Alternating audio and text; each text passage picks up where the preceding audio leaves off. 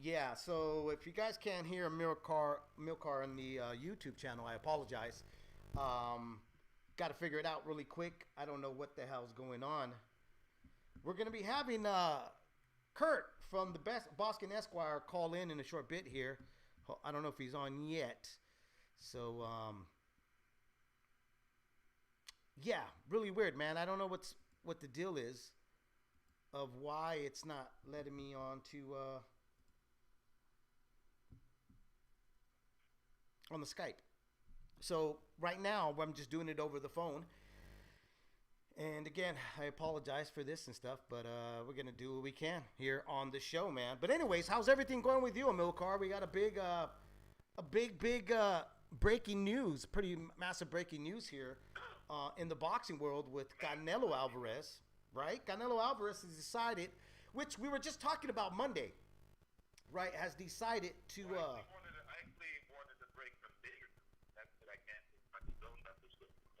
The what?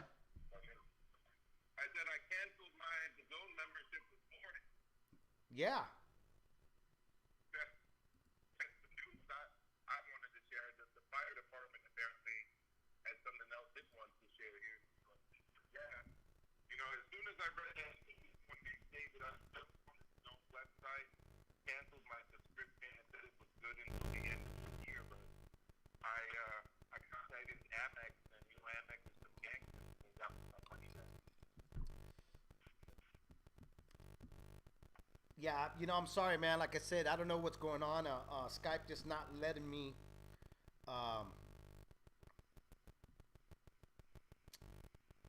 They're not letting me go in for some reason. I don't know what the deal is, and I can't seem to take off. See, they're saying that the number that I dialed is no longer any good. Fucking. So I don't know. Yeah, I know, Wild Card Show. It's always tripping. I'm pretty sure we're live on Blog Talk. Yeah, we're live on Blog. We are live on Blog Talk. I'm just going off of my phone. It's just that they can't hear you on YouTube. You know. Oh, okay. Unfortunately, they're not going to be able to hear you on YouTube. So I'm just going to have to download the audio, guys. So you're probably just going to be able to hear me. I'll try to put it up as best I can here, so that you guys can hear the show.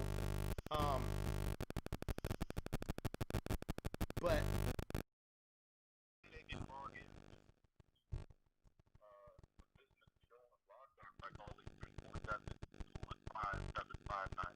yeah, you can call in to 347-215-7598, and you guys can tune in and stuff. But as at right now, so let me give you guys, let's get down the rundown before we start opening up the lines, because there's a lot of folks that are right now that are, oh, I know what I can do here, bro. Hold on. Let me see. Now talk. Say something for me, Amilcar.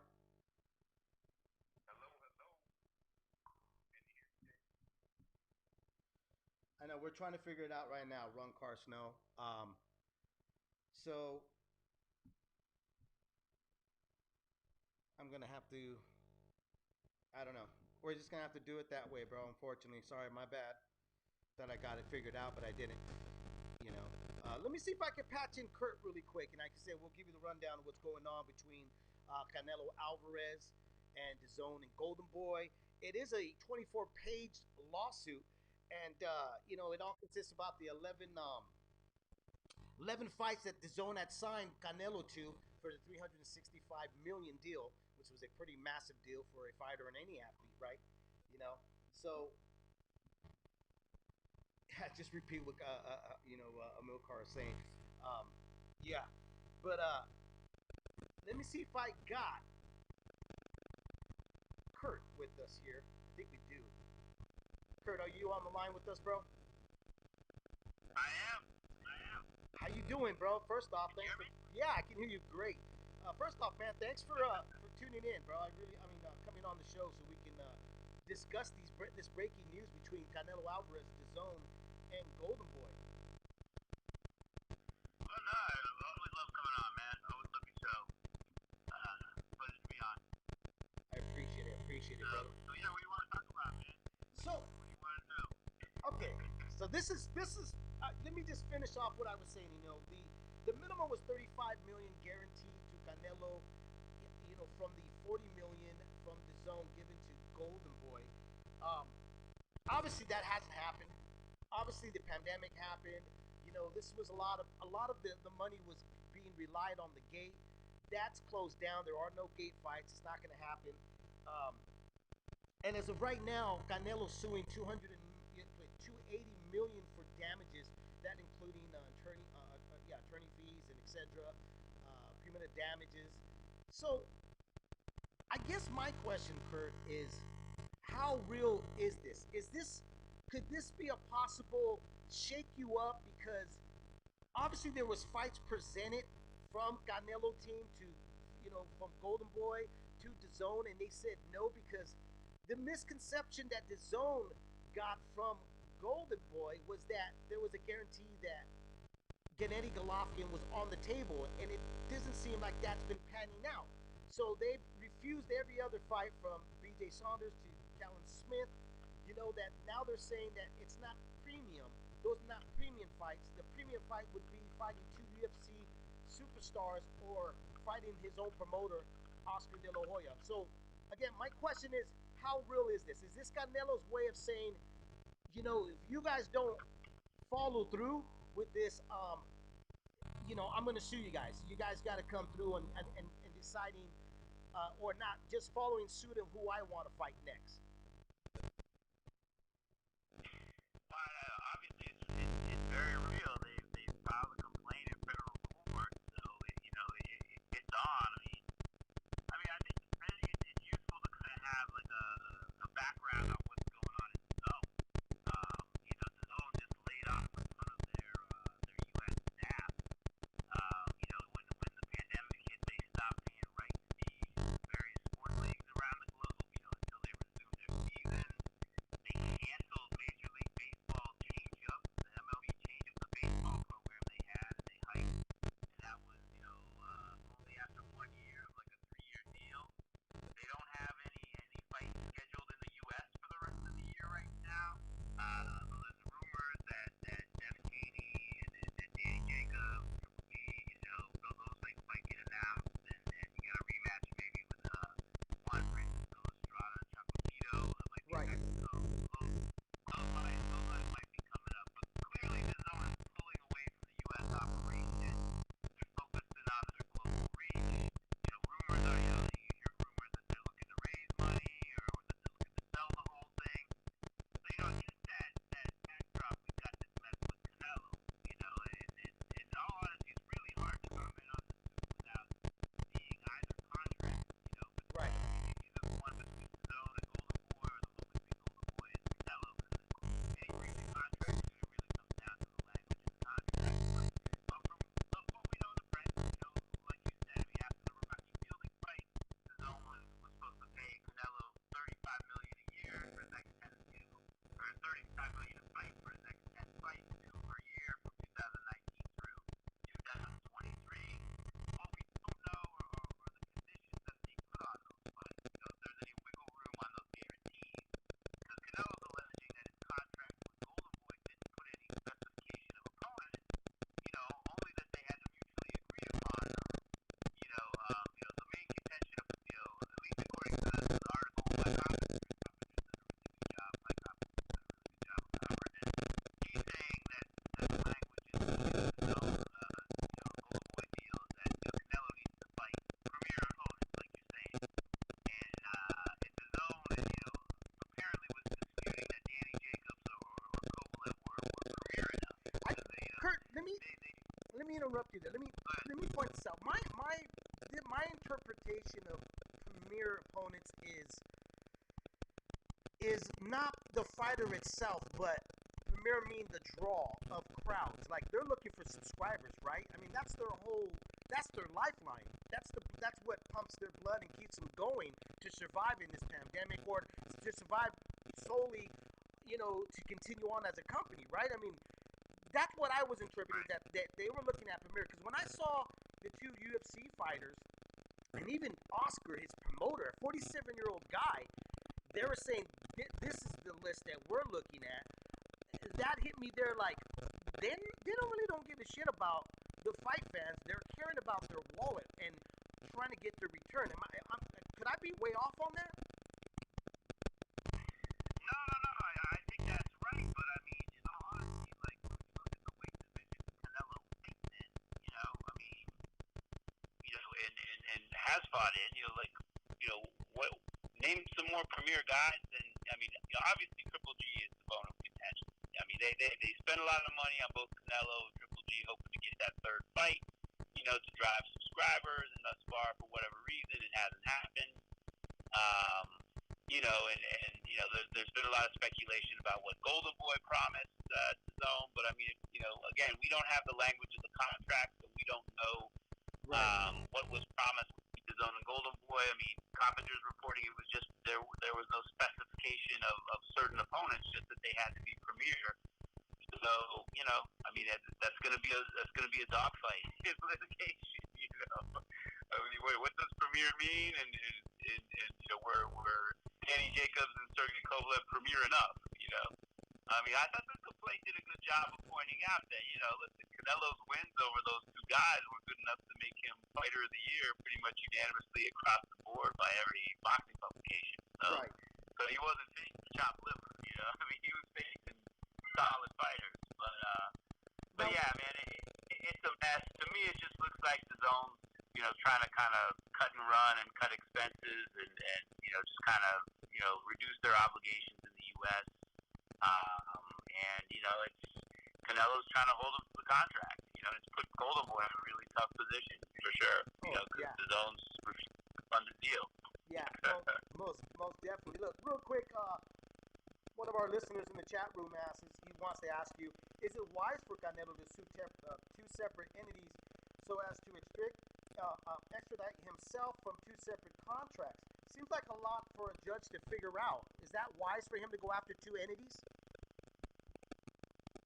Well, I think, in all honesty, Canelo really, I mean, he wants the DAZN money, but, from all sources that, Canelo and Goldenboy have been feuding for a little while. So, one of the things I thought was interesting in the complaint is there's an ongoing audit by Canelo of Goldenboy's, revenues and expenses and all their books from his fight. They're trying to determine whether he got, underpaid or overcharged for things. So obviously there's just a lot of contention going on. You see one of the causes of action that's in there is a declaratory judgment, to see, see if the judge, determines the legal rights and duties of the parties and whether Canelo can go ahead and get out of those contracts or operate outside of the contracts, fight for somebody else. So, it's really tough because, I mean, I don't know who's going to pay Canelo $35 million a fight, during COVID, and there's just a lot of, there's so much uncertainty in the boxing pay-per-view market right now. I think, in a way, he just really wants to enforce the contract. I mean, he'd like to get paid. But if these guys are going to refuse to pay and try and get out, then Canelo's just like, listen, my chance to get out on my own and do my own thing, can I ask a question? Yeah, I was going to say it. Go ahead. Yeah, I mean, would LeBron James or, anybody, name another NBA player, Harden, not sue the NBA if the NBA just tried to not pay them because of COVID? I think Canelo's argument is that he's an elite athlete. The press release said this is the biggest contract in sports history. Right. Give me my money, bid. You know what I mean? Exactly. I realize that people are hurting right now in COVID. I'm hurting to a certain extent. I know people in my family are, but Canelo doesn't see himself as a commoner. He doesn't compare himself to a public school teacher like me or, a guy like David. He's comparing himself to the Hardens and the other elite athletes. And guess what? Those guys are getting paid. Right. Yeah, listen, a contract's a contract. These guys, they made the contract with them. I mean, we haven't, again, haven't seen them, don't know all the terms of it. The real question is, is there any wiggle room for the Zone to really, get out from under this obligation? They're trying to make some, but it just seems like, their subscriptions have, basically got decimated by COVID. They're bleeding cash, and they're trying not to pay Canelo what they owe him, according to the contract. They're trying to use other means, and they try to negotiate something else with him, and according to the complaint, the allegations in the complaint, some stock in the company, some deferred payment, but they weren't able to work something out. So yeah, they're basically just not paying him what they promised to pay him. So he's suing. Somebody on Twitter, they were putting me on they were tagging me. I don't know what you call that. You know what I mean? They put you in part of the conversation, and they were saying, since Canelo did this, and obviously now Gennady Golovkin's not going to get that fight because it's going to draw out. Canelo's possibly going to leave the zone. Does that line up for Triple G to file suit against the zone as well? Because the promise to him was that he was going to get the third fight with Canelo Alvarez. Does he have a strong case there, Kurt? I mean, again, I'd have to see the contract that Triple G Promotions and Gennady worked out with the zone. I mean, I don't know if they had promises of a specific fight with Canelo or just premier opponents. I think they are working out a date for Triple G to fight on DAZN. I mean, that's the rumors I'm hearing. Right. Probably sometime maybe October. I don't know. But yeah. I mean, listen, if they're also balking and paying him or meeting their obligations, of course, absolutely. He's got grounds to sue if they're breaching the contract for sure. But again, we'd have to see the contract and if there's any promises of a specific fight with Canelo. I mean, from Coppinger's, reporting, what he knows, he's saying that there wasn't any specific mention of Triple G in the DAZN Goldenboy contract, but again, we don't know. Yeah, it seems to me they're going off a lot of hearsay, saying that Goldenboy inserted the name Gennady Golovkin to DAZN. But I mean, you deal with a lot of contracts. I mean, you're a lawyer. I mean, is that's not common, is it, to put somebody's name in the contract as a future promise? I've never seen that done. I mean, I've never dealt with that. No.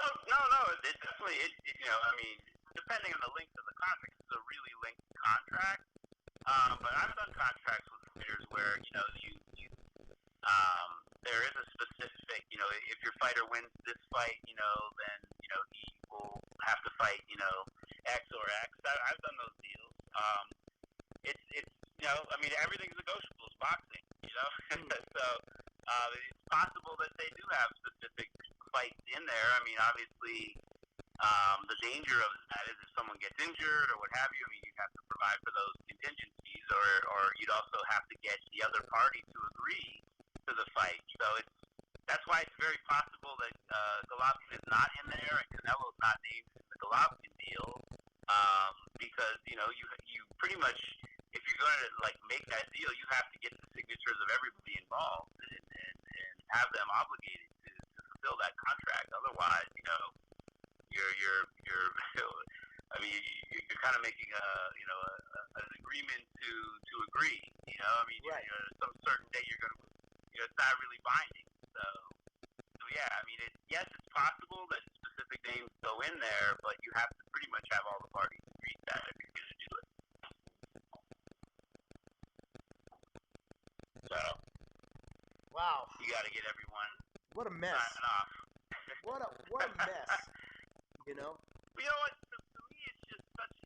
A few years ago, in 2018 when DAZN came in, what got me excited was that you had PBC getting their deal, Top Rank getting their deal. You had more money in boxing than probably in the history of the sport, and there was just so much potential, to really raise the sport to another level.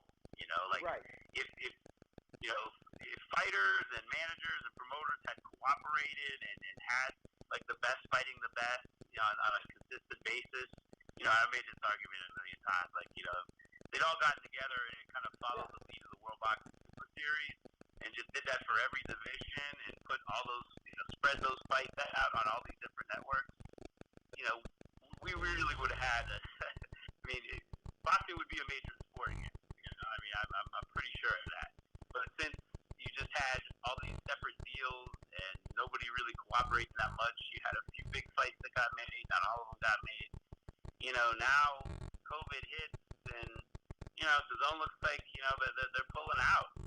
It really looks like they're pulling out. They're gonna like fulfill whatever obligations they can. They're gonna try and get out of the Canelo one. Just not looking good. Not looking good. Yeah, they The realize. ratings are down, and I'm like in the dumps, man. I mean, it's almost like they realize that the honeymoon's over, and they're like, you know what, this is not what I thought it was going to be. I want out. I need to get out. Amilcar, do you have COVID just decimated the subscriber base, and without the subscriber base, they couldn't really, make a bid on the other major sports. So yeah, the whole U.S. operations of the zone, I think, have really hit a wall. And it looks like they're just gonna cut and run a little bit. I hope not. I hope that they just are trying to do what they can to save money, and then once things return to normal, they get back and have an interest in boxing here in the U.S. and spend the money. But it's not looking good, man. Here's a good question for you from Troy Williams. So what does this lawsuit mean to me as a subscriber? Does it mean I'll be watching darts and crickets on the zone until my year is up? I'll tell you what it meant to me. I'll tell you what it meant to me as a subscriber. What's that? I canceled. Right. And I immediately put in a chargeback dispute with Amex. So I did that yesterday. Yeah. That's what I suggest everybody else to do. Take that screenshot. Of a day when they're not showing anything, because there's a lot of blacked out days on their schedule. Submit that Canelo article and get your money back. Yeah, get your money back for sure. Yeah, listen, I don't know. I totally understand that sentiment. I don't want to turn this call into throwing eggs all at the zone. But the bottom line is, listen, you only have so much money to spend on boxing. Right? That's always been an issue when you've got pay-per-views and you're doing the subscription thing with the zone.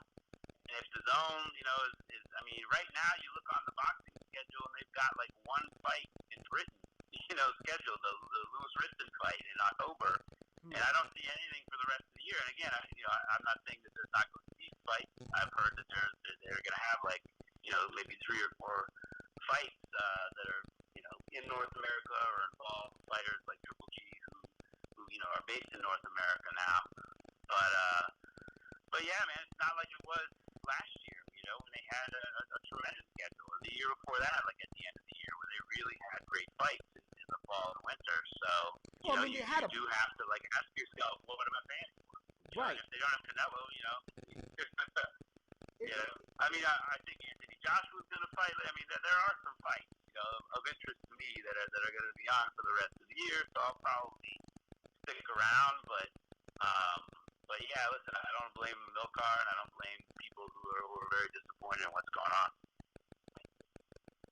I apologize, Hap. Like I said, I don't know what happened with the Skype. It just, I'm on it, but it's not working, so I had to put the audio through my phone. But I will upload the audio after back on YouTube so you can hear everything clear. But unfortunately, right now is all I could do, because I can't log off and then redo it again. Going back to my thought going back what you were saying, Kurt, about the zone having a great schedule in 2018-19. Obviously they had a plan. And the pandemic hit. I had said this yesterday. On the Monday show, I was just like, it was almost like because of the pandemic, nobody decided to get creative, like the way Top Rank did and PBC and Showtime. They seemed to work out this situation. They understood where they were at, and then they got a team together and they moved forward. Where the zone didn't do any of that. I guess my thought of them is that they behaved like a broadcaster, unlike the way like HBO and Showtime started behaving later on when they got involved with boxing, which is more like a promoter. to me, I kind of felt like maybe the Zone should have stepped up and started acting more like a promoter and not depend on Eddie Hearn and Goldenboy to do this. Because to me, obviously they dropped the ball with the Zone and having a backup plan, or not even presenting, or maybe they did. I don't know what they did show the Zone, where they weren't even happy with it and they didn't want to, televise it. I mean, put it on their network. I mean, there's so much involved in this that everything's got to be going, I don't know, man. I wish I was that fly on the wall to hear, you know what I mean, the conversations of what was going on. Yeah, listen, I mean, the promoter, like Eddie Hearn, I thought he delivered. I thought that those fights in his backyard, literally in his backyard, I thought they were great. I mean, they really put some great matchups on there. A couple Fight of the Year candidates. Big upset with Dillian White. I thought Eddie Hearn kind of did his part, and he did a great fight here in the U.S. too, in Tulsa, Oklahoma, with Celia Brankus didn't get upset by Jessica McCaskill. So, I think Eddie's trying to hold up his end of the bargain. It just seems like, the Zone just got hit so hard by COVID and the subscription losing subscribers that they really just seem to be cutting and running. Or I don't know what the plan is, but like they've let go of a lot of employees here in the U.S. Right. And if they're like boxing and paying Canelo, that's not a good game plan to continue doing their. He's like the linchpin of their boxing plan here in the Zone USA. So, it's not looking good. It's not looking good. Looks like they're pulling out instead of digging in. And your best, in your expertise, can you give me what do you think the draw out of this lawsuit is going to happen? I mean, listen, you know what? In an ideal world, the Zone would be like, all right, it's come to a lawsuit.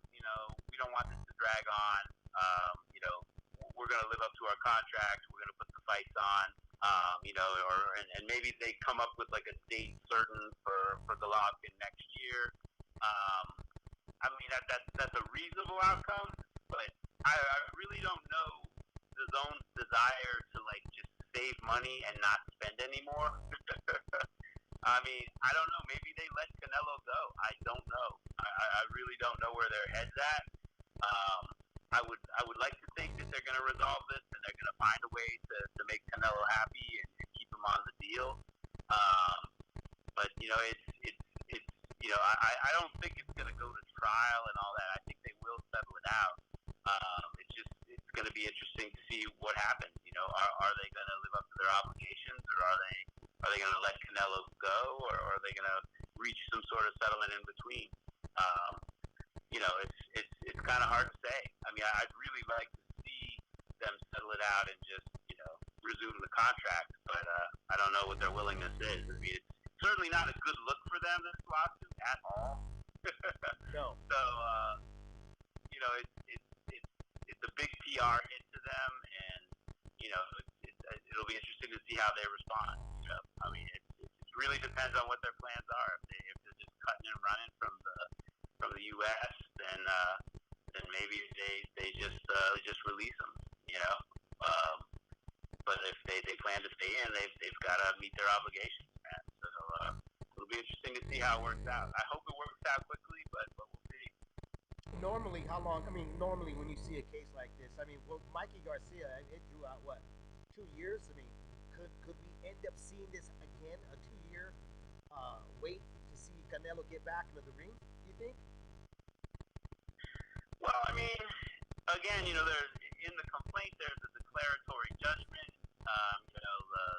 They're asking for a declaratory judgment, but generally in breach of contract cases, if you're not just bringing a straight declaratory judgment and the judge sees that it's really a contract dispute, then they're not going to like go to the declaratory relief right away. They're just going to resolve, the breach allegation. So it could go a long time. Obviously they're going to be fighting over, the definition of premier. If Coppicer's articles are, are on point. Um, so that's something that would go to a jury. I doubt very seriously they could resolve it by summary judgment or a motion to dismiss. Um, so it'll be interesting. It'll be interesting. I mean, one thing that Canelo. I mean, there's a lot of wrinkles to this. Like, I know most promoters at this point in time, probably Goldenboy and Top Rank. I mean, they all have like choice of law and choice of venue clauses in their contracts, and most, I think. I mean, I don't. Again, I haven't seen the contract, but I would think they both. It's Nevada law. So this suit was filed in California. It may get removed. I don't know if there's an arbitration clause in there that it may get sent to arbitration. But one move Canelo's lawyers could make is to try and while this suit is pending, to allow have some sort of agreement between the parties to allow Canelo to fight on another network or fight on pay-per-view. But what that agreement looks like, I'm not sure, because the zone is like anti-pay-per-view, and allowing him to fight means he could also get beat, right? And even if they want to resume the contract, that might put it in danger. So they may fight that. So it's gonna be a tussle. If they don't settle it right away, it could definitely get ugly. But I would hope Canelo's back in the ring before the end of the year. I hope they can settle their differences behind the closed doors, and we can get them back in the ring and see these real premier fights that boxing fans want to see Canelo fight. Again, in the chat room, Nato asked, with this lawsuit going on, I mean, does that prevent Canelo surfing to another promoter and getting a fight? I mean, or he's locked until this is cleared. Yeah, I mean, listen, he's under contract to Goldenboy, and he's agreed that all of his fights will be on the zone. So in order for him to fight on another network, there's got to be something worked out with the zone. That would be a breach of his contract, right? He'd be breaching that, yeah. I mean, or Goldenboy would be breaching the agreement. So, and Goldenboy, might have to try to enjoin Canelo fighting if he's trying to do that without them involved or off the zone. But yeah, I mean, like I said, Goldenboy in a really tough spot. I mean, they're on the hook for this $35 million because the zone promised to fund it, and now they're not funding it. So, it's crazy. It's crazy. But yeah, I mean, the parties would have to work something out for Canelo to actually fight on another network. I think he's obligated under the agreement to fight on the zone. Well, there you go, man. Kurt, again, thank you a lot for coming on, leaving the ring, and answering these questions, bro. I look forward to speaking to you again, bro. Always a pleasure, David. Always a pleasure, man. Be well. You too. Take care. Well, that was interesting. Yeah, I mean, I wanted Kurt because he is a boxing lawyer, and he's worked with contracts, and he's I know I forgot to tell Kurt congratulations on Ring City, but he doesn't want to talk about it. Just to let folks know this, okay? Because everybody's been hitting me up, asking me what is the exact deal with Kurt and aficionados, with Evan Rakowski. There's a lot of stuff under wraps still, so that was the one thing I gotta respect, that they don't want to leak anything out. Just like the dates and all that, like that was leaked out by that guy from Athletic and stuff. But anyways, going back to Kurt saying, because he's dealt with this, you know what I mean? He's managed fighters, he's represented fighters. So I thought it was great to have him on. But like he said, until he has all that paperwork in front of him, he could basically then break it down and tell you what the stipulations were, what was, what Canelo was binded to, what was the zone in Goldenboy binded to. So it's some interesting stuff. 24 pages, man, that's a lot. So there's a lot there to be read.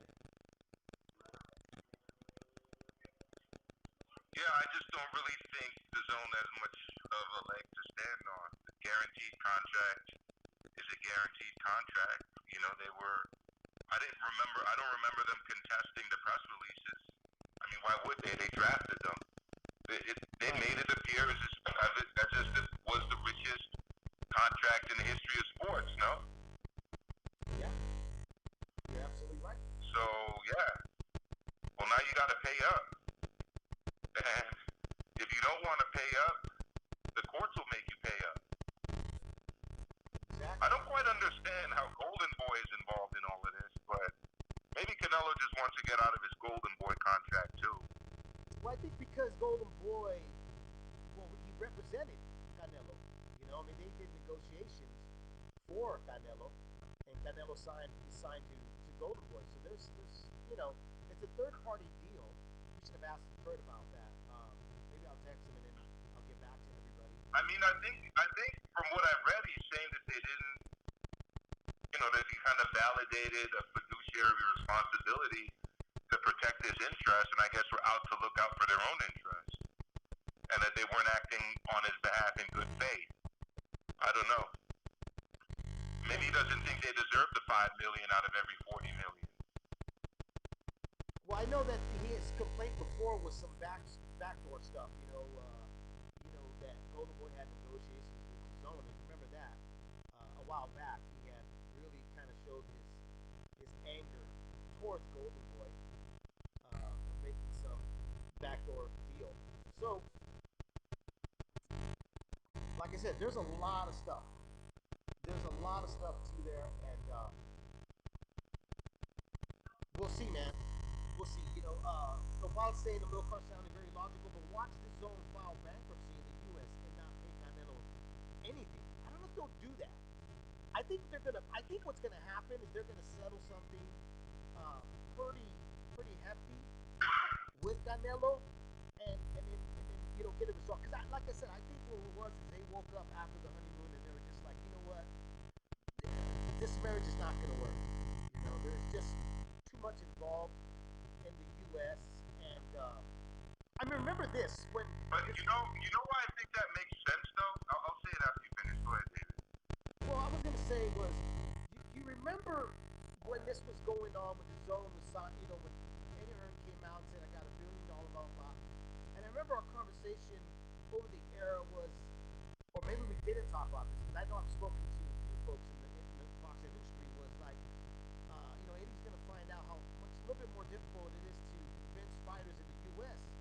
to move, you know, a certain way that he wants them to do, and I think that's what the zone is finding out. It's not as easy as, you know, everybody thinks, because you know how many people have came into the sport of boxing and felt that they were gonna make a change, they were gonna do something big in the sport. You know, you got like 50 Cent, Jay-Z. I mean, even Dana White has talked about, you know, I'm gonna come to boxing and be a promoter, and it's not exactly what everybody believes it's gonna be. You know, and I think the zone is finding out it's not that easy to be a big player. Who's the participant that said that they're going to declare bankruptcy? Who said that? No, Paul said that about the bankruptcy in the chat room. Okay, I agree with him 100%, and I'll tell you why. Go ahead. The zone has been set up in the U.S. as its own independent company, so it's actually separate from the zone that exists in the U.S. and the zone in the U.K., the zone in Canada. So it's actually officially, the name of the business is the Zone U.S. LLC. LLC stands for Limited Liability Corporation. So all debts are owed by the Zone U.S. LLC. All contracts are, you know, the Zone U.S. LLC. The other DAZN isn't responsible for any of this. They can just fold up shop and declare bankruptcy, and more than Canelo getting paid, I'm actually more concerned about the people that have spent their hard-earned money on $100 for this. So again, cancel your subs, get your money back as soon as possible, because once they do declare bankruptcy, you're not going to be seeing that money again. The Zone UK will live on, the Zone Canada will live on, the Zone Germany will live on,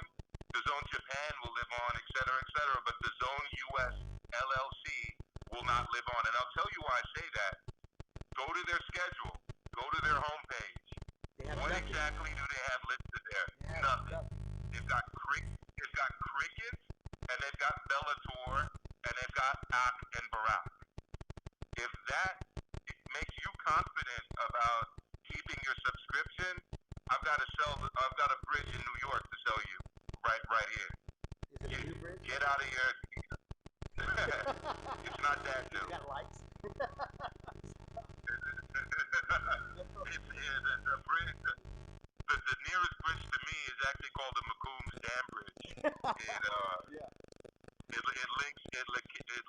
links Harlem with the South Bronx, where I live. I live in the South Bronx. So yeah, I mean, do yourselves a favor, cancel. Unless you want to be watching cricket, Ak and Barak, and Bellator, it's time for you to close up shop with the Zone before they close up shop. Yeah. Again, really quick,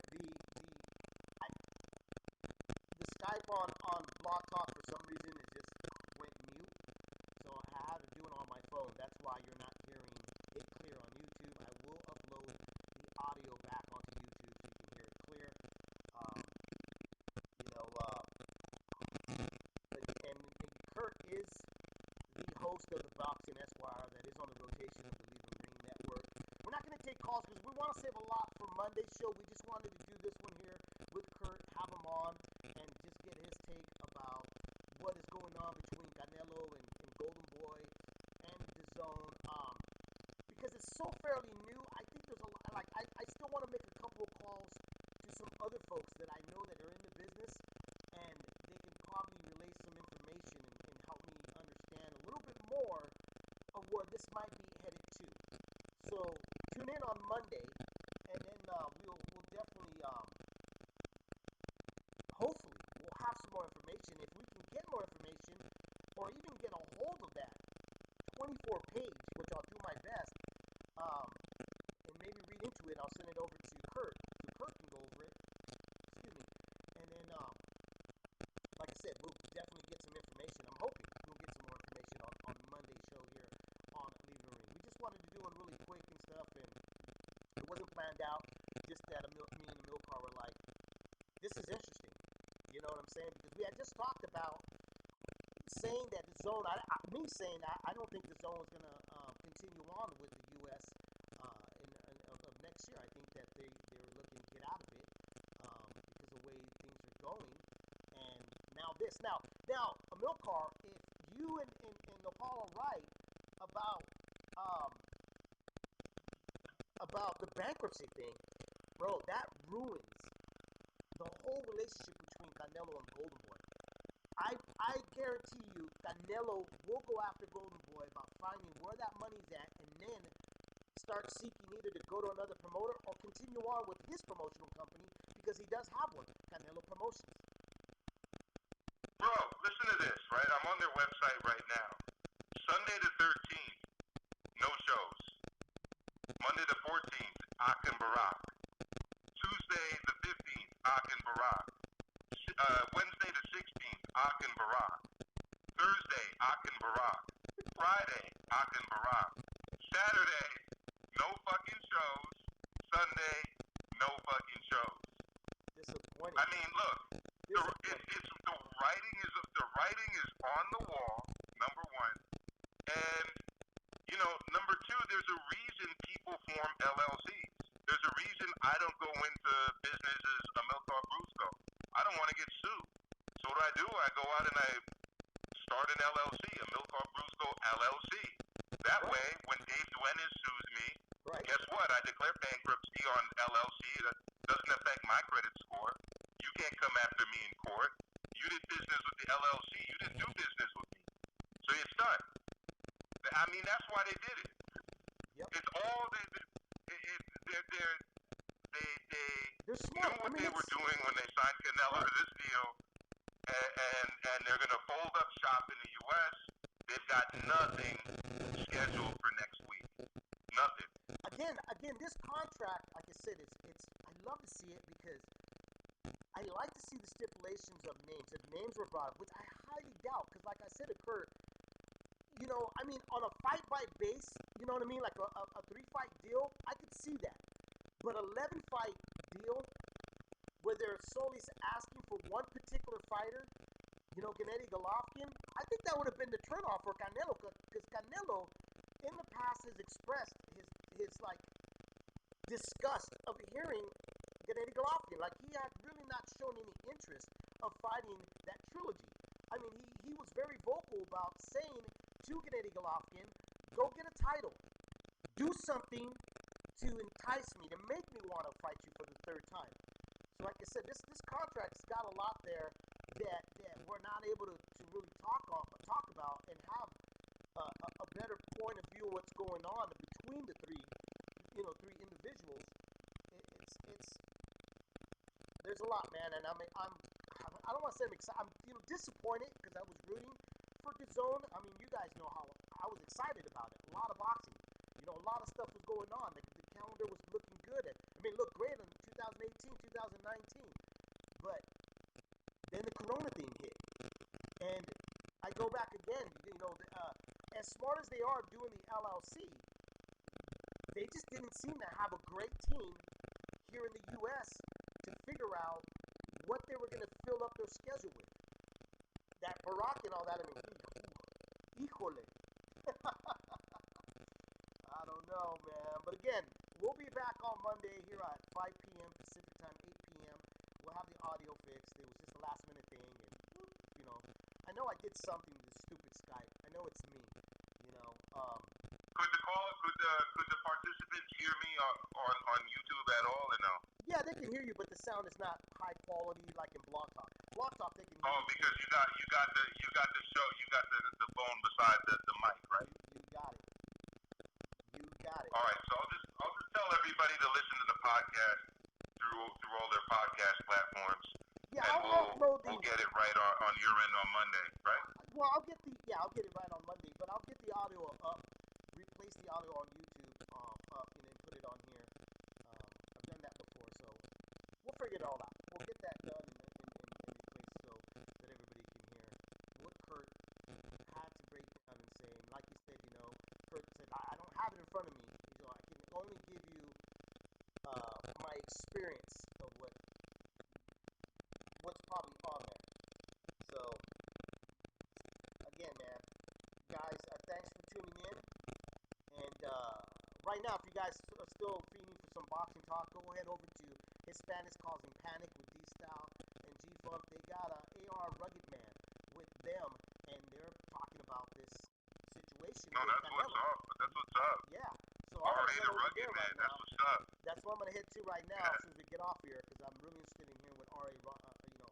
Rugged Man's got to say, and what D-Style and G-Funk's got to say about this whole trio threesome that didn't seem to work out. Imagine that, the threesome that didn't work out. Again, folks, thanks for tuning in. Don't drink and drive. Have a great weekend, and I will talk to you guys. Head over to D-Style and G-Funk show, and we'll see you guys Monday. Milcar, like always, brother, it's a pleasure.